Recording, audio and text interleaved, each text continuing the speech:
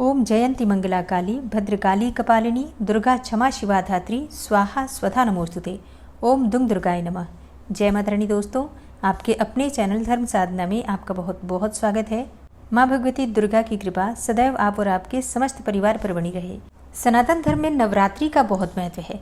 नवरात्रि में माँ दुर्गा की पूजा आराधना हम करते हैं, मंत्रों का जप करते हैं और माँ भगवती दुर्गा को प्रसन्न करने के लिए साधना करते हैं, आराधना करते हैं।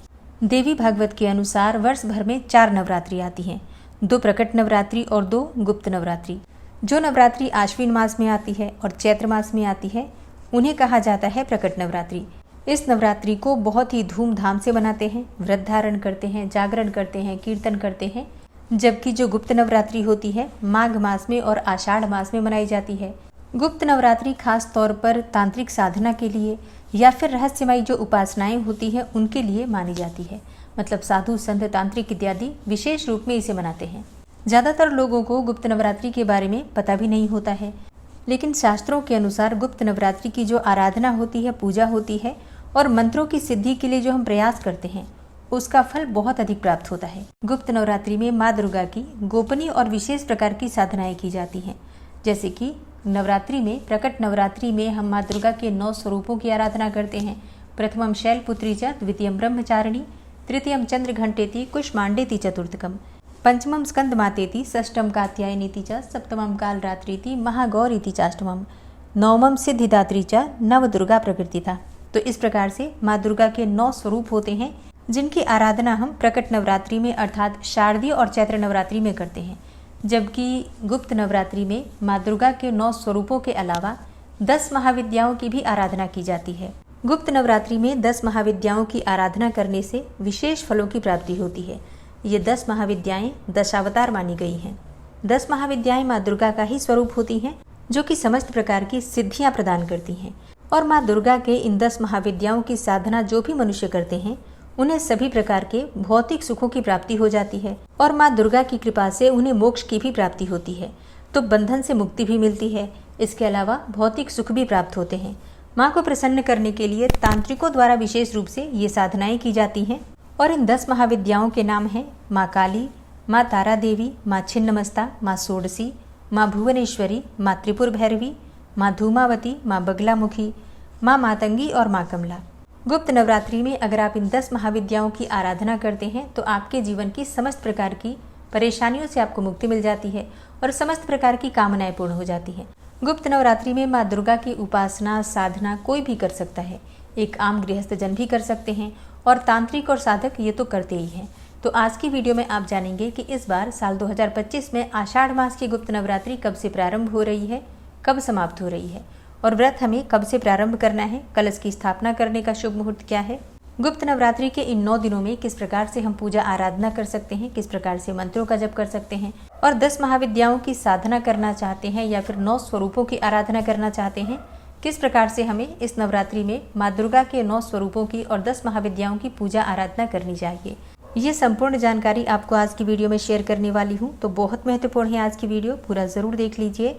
अच्छी लगे वीडियो तो लाइक भी ज़रूर कीजिए क्योंकि आपके लाइक्स, आपके कमेंट्स मेरे लिए बहुत महत्वपूर्ण होते हैं। यही एकमात्र जरिया है जिनसे मुझे पता चलता है कि आपको ये वीडियो अच्छी लगती हैं और आपके लिए ये वीडियो उपयोगी है। तो अगर वीडियो अच्छी लगे तो लाइक तो ज़रूर ही किया कीजिए। तो सबसे पहले जानते हैं कि किस प्रकार से गुप्त नवरात्रि में माँ दुर्गा की पूजा आराधना हम कर सकते हैं।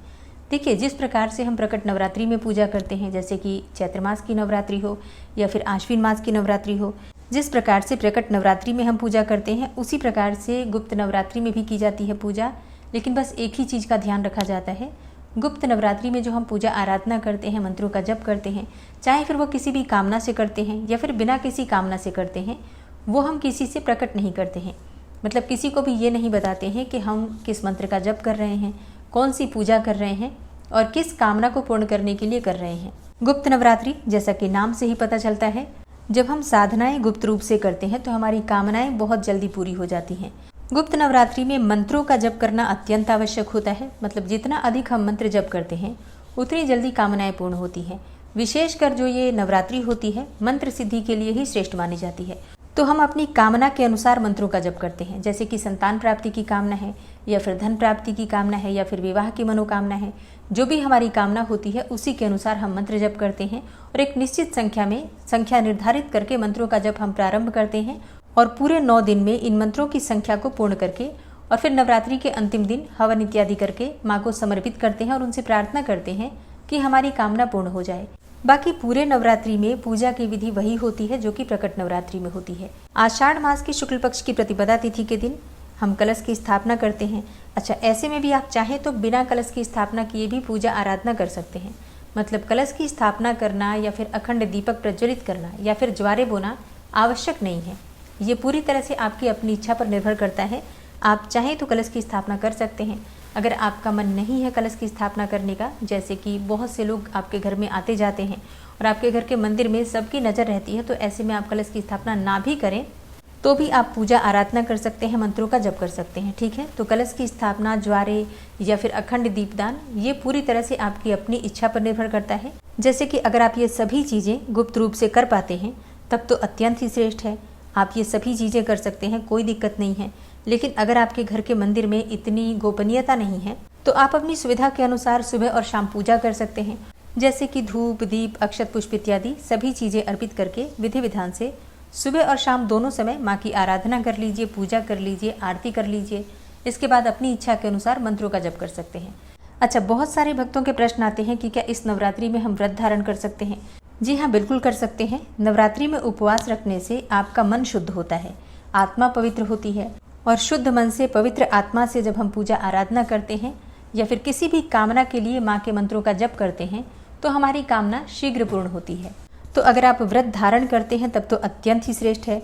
मान लीजिए किसी कारणवश अगर आप व्रत नहीं भी कर पाते हैं तो भी आप सात्विक भोजन रख के माँ की आराधना कर सकते हैं। ठीक है, मतलब नवरात्रि के नियम आप सभी जानते हैं। लहसुन प्याज का सेवन नहीं करना चाहिए, ब्रह्मचर्य का पालन करना चाहिए, किसी की निंदा नहीं करनी चाहिए, किसी की चुगली नहीं करनी चाहिए, क्रोध नहीं करना चाहिए।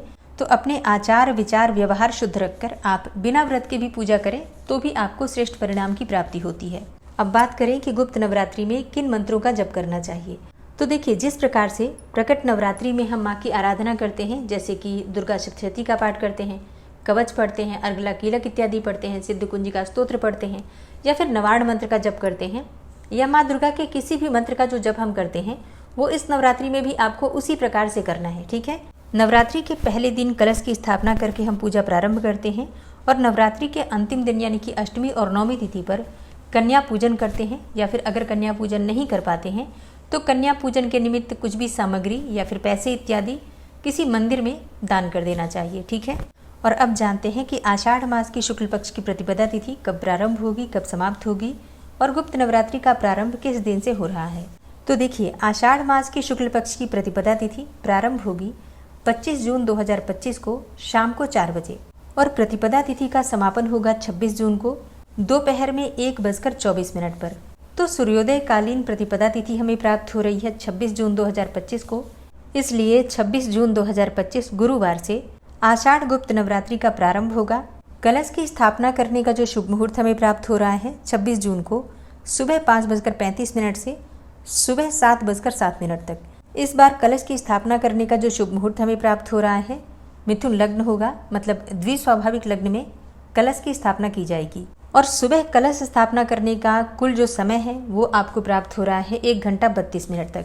अगर आप किसी कारणवश इस समय में कलश की स्थापना नहीं कर पाते हैं तो अभिजीत मुहूर्त में भी कलश की स्थापना आप कर सकते हैं, जो कि दोपहर 12:02 से 12:57 तक रहेगा और ये अवधि होगी 55 मिनट की। तो कलश स्थापना करने के 2 मुहूर्त आपको प्राप्त हो रहे हैं, सुबह 5:35 से 7:07 तक और दोपहर में 12:02 से 12:57 तक। और अगर आप गुप्त नवरात्रि में कलश की स्थापना करना चाहते हैं, जो कि करना ही चाहिए अगर आप कर पाते हैं तो अगर आप कलश की स्थापना कर रहे हैं तो ये समय आपके लिए सर्वाधिक श्रेष्ठ है। दोनों में से जो भी समय आपके अनुकूल हो उसी समय आप कलश की स्थापना कर लीजिएगा। तो दोस्तों, ये है आज की वीडियो जिसमें गुप्त नवरात्रि से संबंधित संपूर्ण जानकारी मैंने आपसे शेयर की। इसके अलावा अगर आपका कोई भी प्रश्न हो तो आप कमेंट बॉक्स में लिख सकते हैं, ताकि गुप्त नवरात्रि से पहले आपको आपके प्रश्नों के उत्तर मिल जाएं। गुप्त नवरात्रि की संपूर्ण पूजा विधि, प्रतिदिन की कथाएं और पूजा विधि, सारी चीज़ें आपको आने वाले समय में मिल जाएंगी। तो चैनल से जुड़े रहिए। मिलती मैं आपसे अगली वीडियो में, तब तक के लिए जय श्री राधे।